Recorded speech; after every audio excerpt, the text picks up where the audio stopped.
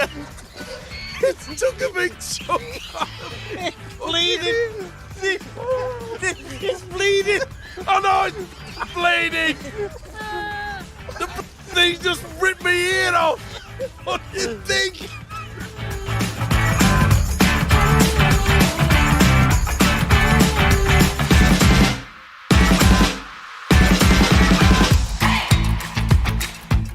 Hello again, everyone, and welcome to the final Eddie and Stevo, the podcast of 2020. Not long to go now before the big day, but Christmas came early this week for the Lee Centurions, who have been confirmed as the 12th Super League club for 2021. The six-man judging panel, led by Chairman Lord Jonathan Kane, arrived at their conclusion that Lee was the best bet for 2021. So they joined the elite for the first time since 2017. Stevo has been watching events down under in Australia. Stevo, they beat off strong opposition and impressive bids too from the other five clubs, hoping Bradford, Featherstone, Toulouse, London and York. But now we know Lee are the club. Do you welcome them with open arms? I think we've got to say yes. Congratulations to them. Obviously, they put up a very good proposal. I'm a little bit surprised. I thought that the favourites would have been Toulouse, and it really did shock me in regards to the fact that in 2018, I can remember where Lee, I think they were playing against my old club, Dewsbury, they could only get 13 players. They didn't have any substitutes, and they had two injuries in the first 10 minutes, so they were down to actually playing 11 players against Dewsbury. And it was at that time, financially, they were out on their feet. It looked as though they were going to be completely gone. And what a fight back. So you've got to congratulate them. Indeed, we'll look at the new signings they've made for 2021 a little bit later on. You're right, Toulouse probably were the favourites. But I don't know whether you agree with this, uncertainty over the travel amidst the pandemic, it probably counted against them just now? Well, it shouldn't. It's a matter of if you're going to expand, you've got to make sure that they can get the amount of money to overcome that. We've often spoke about the expansion. I suppose in many ways they'll think, well, we brought Newcastle into the Premiership. I hardly call that as a great expansion. And I have to agree with the Toulouse coach, Hules, who has made it quite clear. He was disappointed, rightly so. And he said, well, why do we call it Super League Europe when there's only one? Because the Catalan are there, Stevo. Catalans are there. Yeah, but you'd think that if they want to expand, they always talk about the derby games. And I think perhaps that has had an influence on the committee in regards to the fact that Wigan, St Helens, they're so close. It's not too far to get to Warrington either. So maybe money, once again, has come to the fore. And I agree. I agree with Hules. You know, why call it Super League Europe when they're not allowing an expansion? You imagine the amount of people, the youngsters that would want to play when the derby game was in between Catalan and Toulouse. Quite frankly, I think they've missed a golden opportunity, but I can only just sit back and congratulate Lee. But there again, it's going to be a big problem for them, isn't it? Well, it is. I mean, Lee will be happy, I'm sure, just to survive in 2021. Just on the Toulouse thing for a moment. The clubs in Super League now are asked to pay, I mean, some of them pay £30,000 to hire private planes to get them down to Perpignan. You would be asking them maybe to do £30,000 times two, £60,000, to do the trip twice to Toulouse and to Catalan. And we're not even thinking there about the Challenge Cup and moving forward. So I think the travel, I really do think the travel came into it. But it shouldn't. We talk about it. I mean, listen, when Catalan came in, they had to start at the bottom, go all the way through, right through to Super League. And then you start thinking, oh, well, it costs us a lot of money to get there. You can't just say, oh, well, we'll have to keep it up north because we can't afford to make a trip overseas. They can't afford to make a trip to Toronto. That's one of the major reasons that I suppose where they have not been included. It's disappointing as far as I'm concerned. I was always thinking about the expansion of it. And like I said before, what a great derby contest that would have been between Toulouse and Catalan. Yeah, Now, I agree with you in many ways. I do. Yeah, but you just can't say, oh, well, it's too expensive. If you're running a competition, this is not just one club. This is a competition, Super League Europe. Now, if they can't arrange their finances to ensure that they can make the trip to Toulouse, to Catalan, and also if Toulouse would have been selected, then they're not running the game correctly. Well, there's also no television deal in place down there either, is there? So it would have been two clubs that we would have seen very rarely on the TV up here. Well, maybe if they had that derby game between Toulouse and Catalan, maybe the French TV companies would have said, yes, we want that. We'll wrap it up. I know it is a problem. And, you know, I've got to go back to David Hughes, who was very, very humble in regards to saying, congratulations to Lee. They beat their submission. And David Hughes has been absolutely spot on when he says, congratulations to Lee, but the other 11 Super League clubs, they're greedy. They're allowing Lee to come in. They'll only get 1 million, whereas all the other 11 Super League clubs are going to get at least 1.8 million. So let's say Lee are going in behind the 8 ball before the season kicks off. They're only going to have 50% finance. It is. David Hughes is spot on by saying those 11 clubs are greedy. Well, even if London had come in, or Toulouse, or Featherstone, or York, or Bradford, even if they would also have been operating under the same financial strictures, wouldn't they? So yes, but they it's all wrong. knew what the rules were. Well, yes, they had, because they were left with no other option. Simple as that. Now, look, it was a wonderful opportunity for, say, all the fans. The Leeds fans are cock a hoop. They're just saying, "Oh, we're back in Super League. It's fantastic."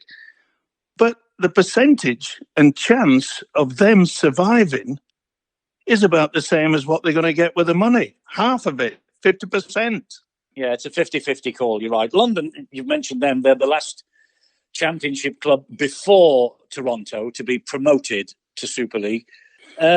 I'm wondering what counted against them. A lot of people in the north are suggesting uncertainty over their home ground. They are a little bit nomadic, the London club, aren't they? They certainly are, but the one thing that they're trying to do is create to get a regular home there. Once again, finances come into it. They're trying to build it up. I remember when they were down at Charlton, they were really, really going well. They had a great side. They were very much competitive. In fact, when they were at Charlton, I think they finished either second or third in the league table. And it was at that point where, sadly, Charlton got promoted into the top division. And the rules of the top division by the FA said that no other sport could be played on their ground. So they had to be nomadic and had to start looking for many, many more stadiums. Yeah, they did well to survive all that. I remember going to Charlton one midweek night. It was fantastic, wasn't it? London against Paris, and didn't they virtually fill the Valley? It was a great night. Remember? Was it Paris or was it Bradford? I can't remember. I think both of those games actually attracted one of their largest crowds. Yeah, it was great. And it was a great night. Yeah, and on top of that, you talk about the PR exercises. They were just in the throes of season ticket holders that were watching Charlton Athletic football would get a reduction in the price of becoming and watching the rugby league side. They were just on the verge of doing that. They get promoted and the FA say, no, the sport can play, because they wanted the pitch to be pristine. you can't blame the FA for doing that. That was in the rules and regulations. At that time, you're right, it was. I mean, this sport, Stevo, rugby league, it is a sport that is littered with ifs, ands, buts, and maybes, isn't it? You know, if only, you know, how many times have we said that? If only we could do this. What happens if we do that? You know, it's a dilemma for the game. It is. Well, it certainly is. And I mean, there is a problem. As I mentioned, 2018, Lee, they were financially out on their feet. They were looking to, you know, the man left and then he came back. Broadbent's done a damn fine job. But when you just look at it, there's just no area for expansion. Maybe what you suggested earlier, maybe these committee and the people that made the decision will think, well, at least we've got Newcastle into the Betfred Championship. But Newcastle was gate set. It isn't as though it's a brand new team we're bringing in. They just changed the name. I look at it now, north of England, 11, south of England, 1, France, 1. Well, when it's not good. It's not good. No, geographically it isn't, but let's hope it will be a fantastic competition in 2021. Looking in the history books, 2005, League got into Super League for the first time. They exited that year with just 2 wins under their belt. They've got to do better this time. What chances of their survival? As I mentioned before, 50% what they're getting in finances. Well, if they win 50%, they might be in the top 4. Well, you never know. But I'll put it this way: in as much that there can't be many people at Lee are confident that they are going to survive. An old friend of mine rang me only 2 days ago, and he said, "I wonder if Lee will change their name to Toronto Lee, because they'll probably buy 5 or 6 of those players. I think they've already bought 3, haven't they?" Yeah, they've got a few, and they are back in training already. Joe Meller, Ryan Briley, they're back. And they say they've got a squad there with Super League, NRL and international experience. There's Jamie Ellis, there's Junior Sow, Matty Russell, Ben Flower, Alex Gerrard, Jordan Thompson, Nathaniel Petteroo. I could go on. 11 new signings in all. By the looks of things, they're going to have a dig. Yeah, well, they did the last time they were in Super League. I think they beat Wigan, St Helens. Look, they're not going to just roll over, but it's going to be difficult for them. Difficulty in the fact that if they get 4 or 5 injuries, they're going to struggle. If you're going to win the grand final or even get to the grand final, you've got to have depth. And only the big clubs, and when you look at the teams that have won the Super League, there's not many that have lifted the trophy. And the reason why they lift the trophy, because they've got good depth. When an injury comes in, they've got someone to take over. I don't think Lee are even considering the grand final. The grand final, suggest, would be 11th. I'm making the point. To be successful and to lift that trophy, you've got to have depth.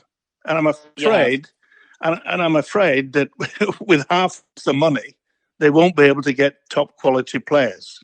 I know you've mentioned, happy, as I say, if they finish 11th next year, they will survive, and they will be the happiest club in the country.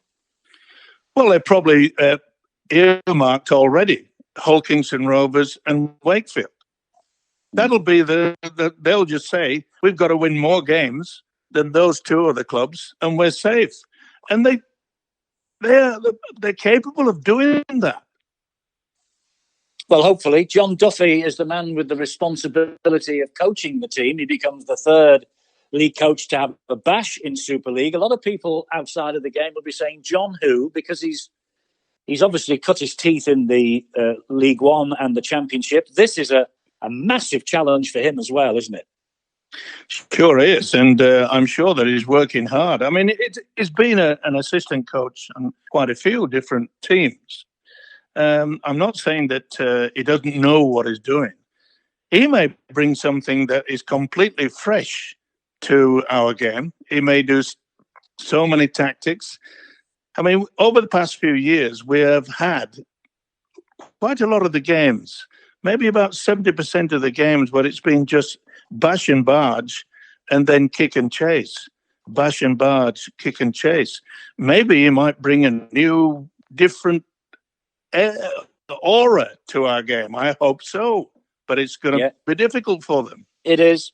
And fingers crossed for John Duffy and Lee. We mentioned that the championship and the race for promotion in 2021 to replace whoever finishes 12th in 2021 in the Super League will be hugely intense, won't it? At least 5 clubs now who didn't get into Super League will think that they've got a real chance.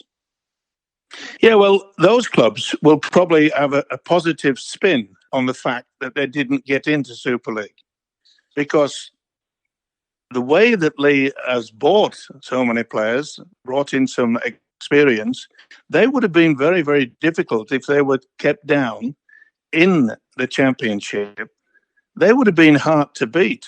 So maybe Lee might think, well, I wonder if we would have stayed in the championship, we would have got promoted for 2022. And guess what? In 2022, they won't get 1 million. They'll get the full 1.8 million. So it could be adverse. It could be detrimental to Lee to actually go into Super League this season. Well, it's been a tremendous discussion about Lee. It obviously is the biggest news in the Northern Hemisphere right now. We'll come on to what's happening down under in a moment with Stevo, but let's just take a breather now for the answers to last week's quiz question set by the one and only Ian Proctor, the brain of Britain. Last week's question centred around the fantastic effort by Kevin Sinfield in running 7 marathons in 7 days in aid of motor neurone disease, and, of course, his pal and former teammate, Rob Burrow. The first question from Ian last week centred around the Man of the Match award in an Old Trafford Premiership or Grand Final. Kevin and Rob won the Harry Sunderland Award twice each during their glittering careers. Who were the other 5 players who achieved that? Let's find out. Ian, it's all yours.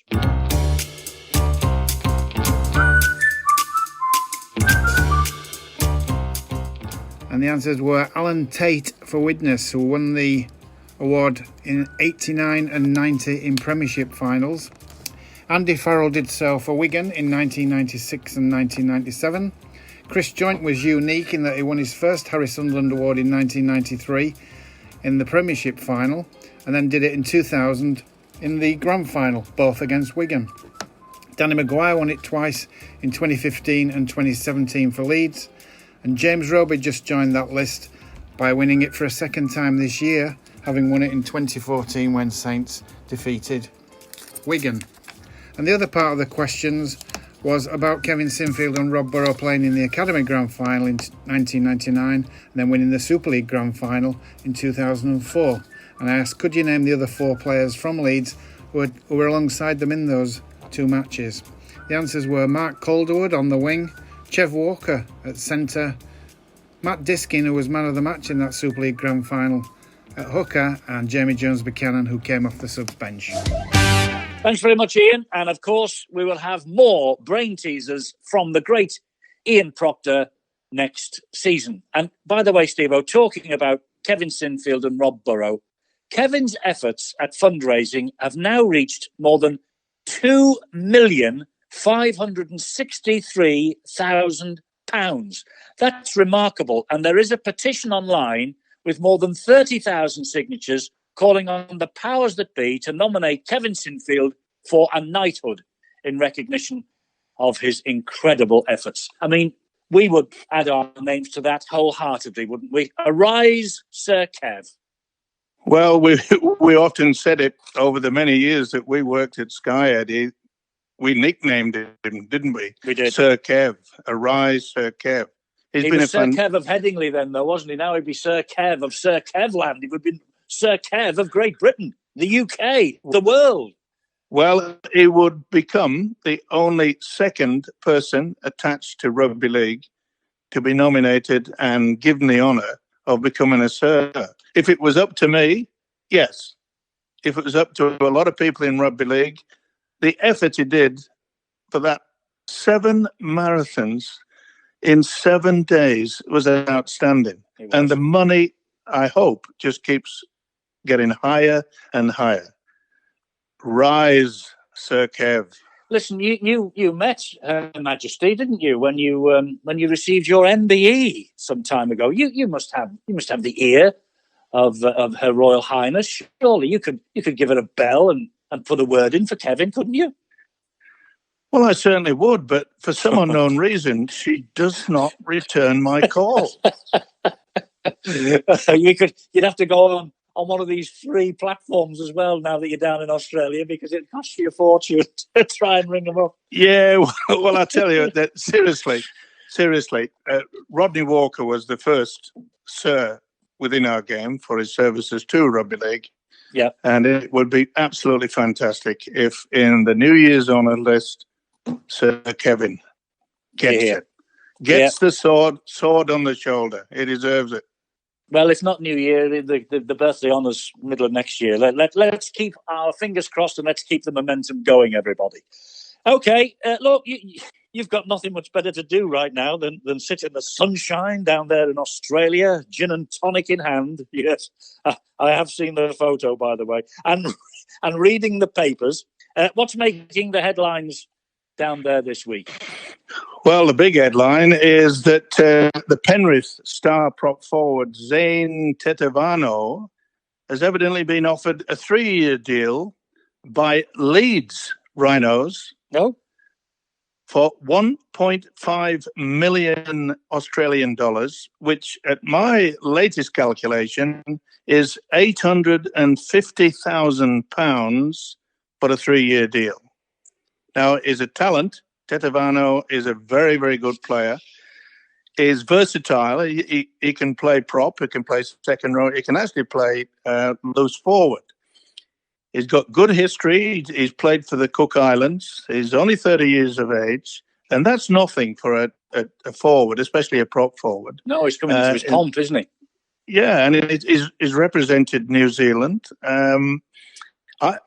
I think he's a talent. You know, he made his name actually playing for the Sydney Roosters. 2018, 2019, he played there. And in fact, it's an interesting story about Trent Robinson, who is the coach of the Roosters, of course. When he picked the team to go into the 2019 grand final, he was on the team sheet. And for some unknown reason, he was dropped off the team sheet and did not make it onto the field of play.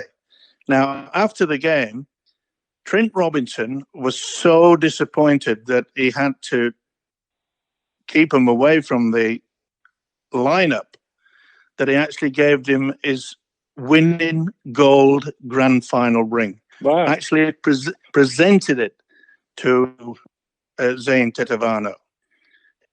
He's a talent, but 850,000, boy, oh boy, that's a lot of money.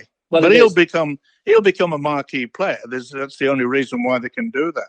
Well, he will. And I take it that's not a year. That's over the course of the contract. No, that's for 3 years. Okay. $1.5 million. Dear to me, we're getting into football stage if you're thinking that. Well, exactly. And we've talked about the financial problems that the clubs are having many times over the past 9 weeks. So it'll be interesting to see whether that one pans out. I see Kevin Walters has moved in at Brisbane as well. Yes. He's really trying to get the Broncos back into their winning ways. They had an awful season last year, finishing with a wooden spoon, the first time they've actually done that. It's not going to be easy for Walters, but it is still leaving 2 positions open. He's been very coy about who he wants to bring in and put on board. But he's left 2 positions open, and he just keeps saying, watch this space. Okay. I know we've named the dream team in Super League and the best team that's knocking around in the NRL already this year. But right now, here on Eddie and Stevo, the podcast, this is a This is a world exclusive. We have the World 13 as named by the man himself. Stevo, the whole world now is waiting with bated breath. So go on, give us the names of your ultimate 13 players 2020.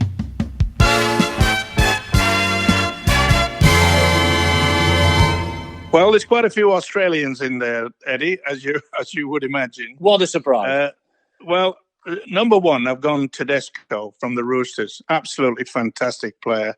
Links into the three-quarter line with so much ease, got a great step, wonderful player. Josh Adokar from the Melbourne Storm. He's had a tremendous season. And here's a bit of a surprise for you. In the centres, I've gone for a guy called Bradman Best, who plays for the Newcastle Knights. Now, not a lot of people in the UK would even know of this young player, but I'm tipping him to become the biggest centre and the biggest star in rugby league over the next 2 years. Okay. Number 4 in the other position in the centres is Stephen Crichton from the Panthers. He's had a fantastic season, got plenty of speed. Stand off. This was difficult. You've missed the winger off. You've missed the winger off. Oh, sorry, number 5. Yeah. Go on. You noticed, did you? No, I'm with you. It's St. Helens winger Regan Grace. I thought he had a great season. Yeah, a Brit gets in. My word. Put him down. Now then, number 6. I was undecided between Jack Whiten from the Raiders, but I've gone for Cameron Munster of the Melbourne Storm. Solid player, hard as nails. And here's another Brit for you. Number 7, George Williams from the Raiders. Good lad. He's had a great season. Well, he's taken the NRL by storm. He really has had a fantastic season. Yeah, he didn't get any awards from them, though, did he? You know, you're right, he did. But the people who make the award down there, they didn't give him any recognition at all. They went on about him every week. He doesn't make the team of the year. Eddie, do you think that the Aussies are going to give an award to a Pommy? Well, we do. We give it to the Aussies up here. Anyway, go on. George Williams is in. That's 2. Yeah, well, that's 2 Brits. I know we do. I mean, how many Men of Steel have been Australian? Yeah, it's listen. You'd have to sit on a bloke for about 4 or 5 hours, bend his arm, bend his leg, bend his toes to say, give George Williams the credit he deserves. And he did. He's had a fantastic season. Here's another Brit for you, the prop forward. Alex Walmsley, I bet. Yep. Oh, you picked it in one. Well done. And here's another one, another Brit. As a hooker. Now we have some great hookers around the world. Cameron Smith, Brandon Smith. Look, they're great hookers, aren't they? Yes. Well, have a guess. Well, it's got to be the Man of Steel, I suppose, has it? Paul McShane. Yep. Paul McShane. Wow. Yeah, Well, we're up to 4. Go on. Well, don't hold your breath. Right. The other prop is from Canberra Raiders again, Josh Papale. Boy, if you have not seen this guy play, they often call about the bone cruncher and the way that it just goes through the wrecking ball. He is amazing. He's one of the fastest, strongest prop forwards I think I've seen for many, many a year. The second row, I've gone for Angus Crichton from the Roosters. This guy averages 40 tackles per game. This is a player that you need in your squad time and time again.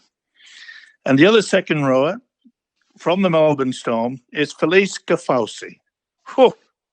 And another wrecking ball. Big, strong, hard to stop. And I'm finishing off with the loose forward from North Queensland, Jason Tamalolo. Another wrecking ball. And boy, these guys can play.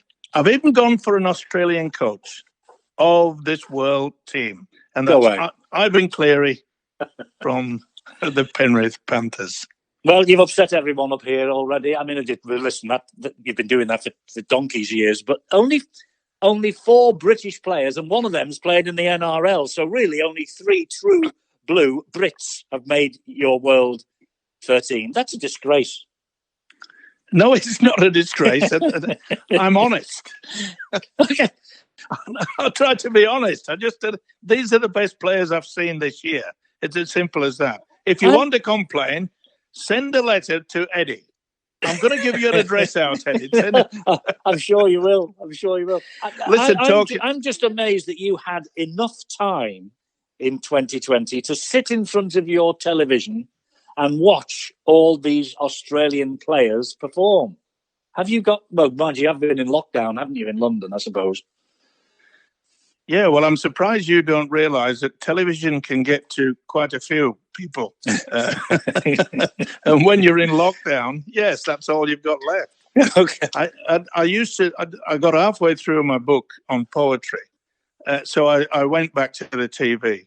Hang on, you've written a book on poetry? No, I have actually, but it was never published. But I'm hoping one day. And don't laugh. It's poetry all about sport. A lot of rugby league in there as well. Are they limericks? Are they proper poems? You shouldn't swear on podcasts, Eddie. Listen, talking about, I know Ivan Cleary, the Panthers coach, I thought he had a fantastic season there. But talking about coaches, there's a lot of story about, of course, Cameron Smith. He still has not decided to tell the world, and it's getting past the joke. There are so many people in the media saying this is getting serious now. Why doesn't it tell us? He's already bought a house up in Queensland, so he's not going to live down in Melbourne anymore. Last week we told him that the guy who owns the Melbourne Storm says he's going back to Queensland. Yeah. He won't be playing down in Melbourne anymore. People think that he's going to play for the Titans. He may well. Kevin Walters has said is an option to leave 2 players open to sign, has the money to do that. Would it be Cameron Smith? Would he do it his final one? It's very difficult. But the Melbourne Storm coach, Craig Bellamy, has made it quite clear that next season, that's it. He's going to retire. A bit of a shock. And everyone's saying, well, surely his assistant coach, which is a man called Jason Riles, a very, very talented coach in his own right, they say he'll take over. Well, the answer to that is no, because Jason Riles has been tapped up by Eddie Jones, the England Rugby Union coach, and is bringing Jason Riles on as an assistant. Is getting out of rugby league and into union. Right, okay, another one goes. Excuse me while I cough. That must have stuck in your throat. That news, it really must have done. It did. Union. Amazing that there's so much controversy and discussion about Cameron Smith. He doesn't even make Stevo's World 13. McShane takes the honours from Castleford. Who, we are asking up here, who is Cameron Smith? He was the best hooker I've ever seen. No, he's a great player. Can't take it away from him, but you can't take away from the effort from McShane this year. No, definitely not. Castleford Tigers, I think, has been outstanding. Okay, go on. Last comment. Last week we spoke about how Stuart Cummins was getting all the international coaches together, and there will be one set of rules and laws of the game worldwide for the internationals, for the upcoming internationals, and of course the World Cup. Yeah. Well, we mentioned that last week. 2 days later, the NRL executives changes the rules of the game. five new rules, one of which is a drop goal from outside the 40-meter mark won't be 1 point, will be 2 points. I bet you're ecstatic. I can remember it was 2 points when I played at Dewsbury. That's way back in the late 60s. Well, you're showing your age now. You're showing your age. 2 points for a drop goal. But probably the best thing that's come out of it is the one that if a man or a ball goes into touch, it won't be setting a scrum down. It will be a turnover. 6 to go to the opposition. Now, a lot of people are saying, yeah, great rule. But remember all those players, and we used to say, Teddy, time and time again, he has one of the best kicking games in rugby league. Because when you maybe leading by 8 points or 10 points, you could utilize your kicker downfield, put it over the sideline, and that would give you maybe a minute or even longer to set up the scrum. And if you're waiting, say, 5 or 6 minutes away from the final whistle, it's an advantage. Well, I'm afraid all those players with a good kicking game, you may as well forget about it. Because as soon as you kick it in, they won't be hanging around. They won't be standing around like we had this season in the UK, where they put the time clock on. Oh, no. They will be putting the ball 10 meters in where the man or the ball has gone over the touchline, and they will be playing the ball quickly. Well, that would make a change. That will make a change. I mean, you're right. The shot clock is in operation up here and down in Australia, but they still took their full 25 or 30 seconds to get in line. The defending players getting in line to play the ball. So now you're saying that the shot clock won't come in; it'll just be get on with it. Is that what you're saying? Yeah. As soon as any of the opposition, they'll be eager to get the ball from the ball boy, or if the ball's just bouncing around, and they'll be bringing it back 10 meters in, playing the ball as quickly as possible. A lot of the coaches have said, yeah, it's great, but there's going to be a lot of fatigue, especially late in the game. And I mentioned it many weeks ago, Eddie, about the fact that they may have to increase having 4 substitutes. Maybe they'll have to go to 6 substitutes, because this is going to make the game so fast, unbelievably fast. Well, it will. And I can think of a few players who will be delighted that they have hung up their boots in the past 12 months, because that could easily catch them out. Okay, look, we're just about out of time.